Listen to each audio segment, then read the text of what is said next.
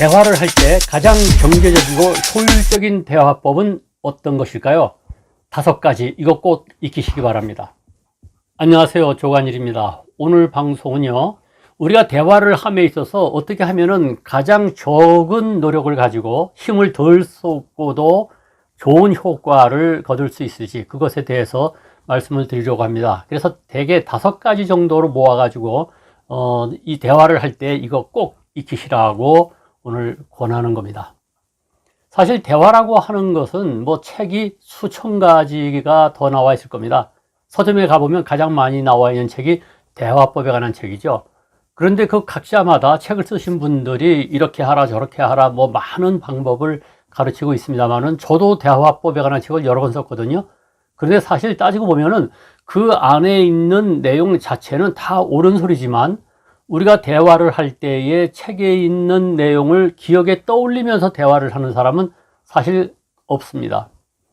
그러면 책은 책대로 따로 읽고 대화는 대화대로 따로 하게 되는데, 과연 그렇게 되면 비효율적이지 않습니까? 그러면 과연 대화를 할 때에 무슨 기준 하나 좋은 것 없을까, 이것을 생각하게 되죠. 그래서 오늘 이제 그것을 여러분에게 말씀드리려고 하는 겁니다. 세상이 하도 험악해져 가지고 요즘은 더군다나 대화를 나누기가 대단히 어렵게 되어 있습니다. 옛날에 1999년쯤으로 생각하는데, 그러니까 지금부터 20년 전이죠. 그때에 아주 유명했던 텔레비전 광고의 카피가 뭐냐면, 걸면 걸리는 걸리버라고 하는 게 있었어요. 걸면 걸리는 걸리버, 이 현대전자의 전화기 광고입니다. 요즘은요, 트집을 잡으면 다 잡히는 그런 시대에 살고 있어요. 여러분 아시다시피 요즘 정치판을 보십시오. 어떻게 얘기하든 간에 진영이 다른 쪽에서 걸면 걸립니다. 트집을 잡으면 잡힙니다. 그래서 말하기가 굉장히 어려워지고 대화도 마찬가지죠. 그래서 요즘에 와가지고 오히려 조선 영조 때에 김천택 그 시인이 쓰신 청구영원이라고 하는 그 시집에 나오는 명구가 더 효과적으로 떠오르게 되죠.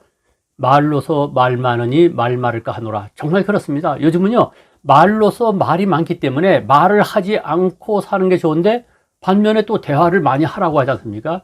그러면 과연 어떻게 하면은 말로서 말이 많지 않으면서도 효과적인 대화를 할 수 있을까요?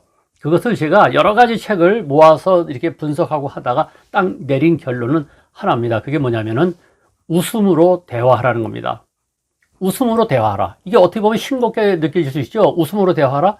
제가 이 이야기를 오늘 이 방송을 하게 된 이유가 있어요.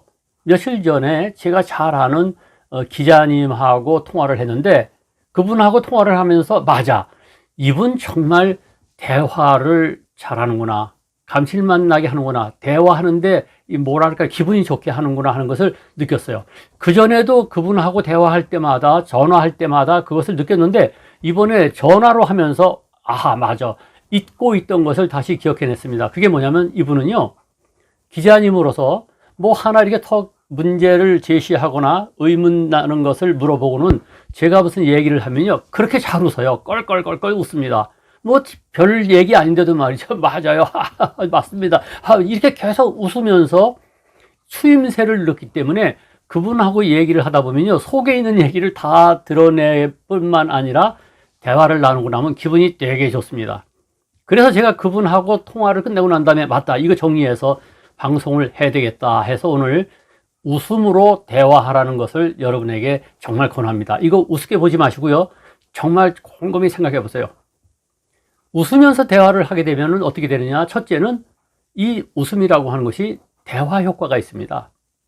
껄껄대고 웃으면은 말은 하지 않았지만 이게 아주 중요한 대화가 되는 것이죠. 상대방이 무슨 얘기 했을 때 껄껄대고 웃어보십시오. 그건 뭡니까?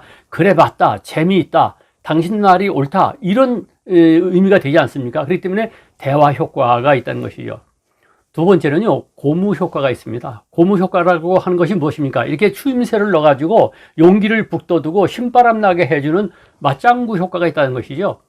꿀꿀대고 웃어봐 주세요. 그러면 상대방 입장에서 볼 때는 자기 이야기가 재미있고 좋은 줄 알고 점점 더 신나서 말하지 않겠습니까?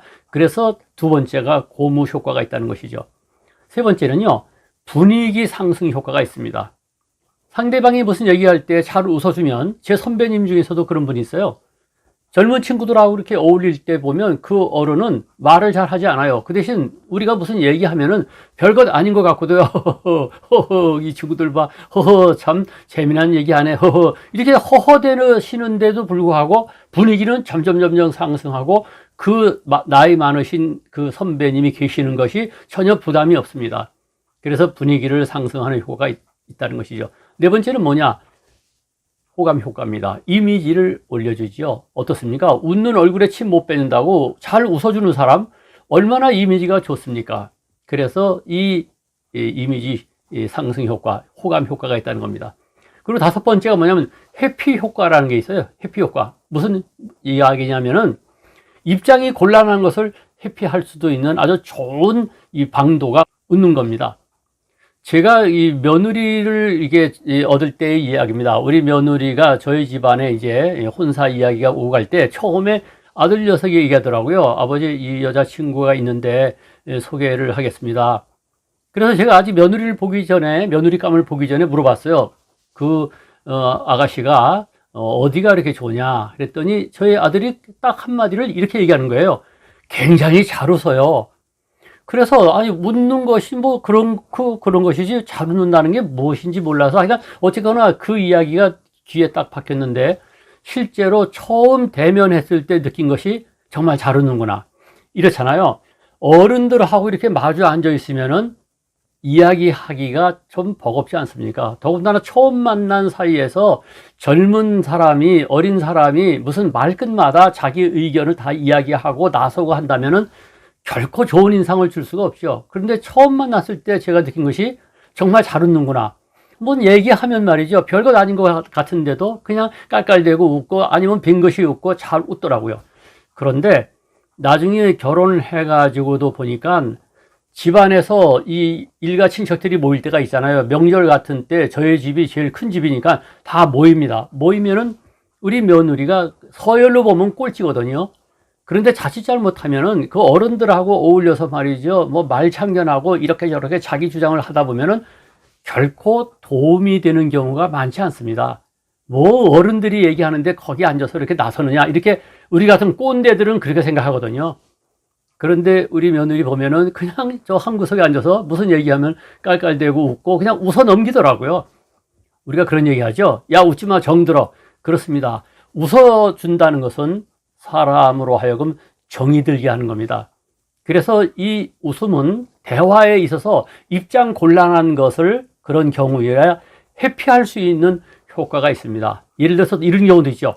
어느 자리에 갔는데 거기서 어떤 그 자리에 없는 제3자를 험담을 할 때가 있지 않습니까? 험담을 할 때 자칫 잘못하면 맞장구를 치게 되면 휘말리게 되고 그렇다고 반대 의견을 얘기하면 서먹하게 되고 이럴 때 무엇이 가장 좋습니까? 그냥 웃어 넘기는 게 가장 좋죠. 이렇게 위기를 넘기는데도 웃음의 효과가 굉장히 좋습니다. 그래서 오늘 여러분에게 제가 말씀드린 것은 대화를 할 때의 가장 능률적이고 효율적인 방법은 웃음 대화법. 웃음으로 대화하라는 겁니다.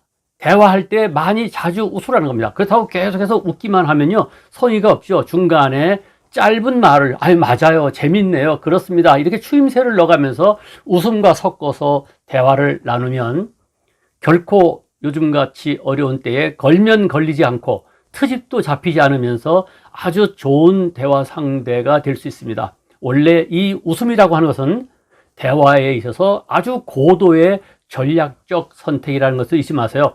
그리고 요즘은 또 조금만 잘못해도 뭐 갑질에 걸리고 말이죠. 그렇지 않으면 또 사이가 틀어지고 하는 아주 어려운 시대를 살고 있어요. 이런 때 우리가 웃음으로써 자기의 이미지도 돋보이고 분위기도 좋게 하고 그리고 대화의 효과도 높이면서 그리고 어려운 이 상황을 잘 빠져나가는 그런 기회를 발휘하면 좋겠네요.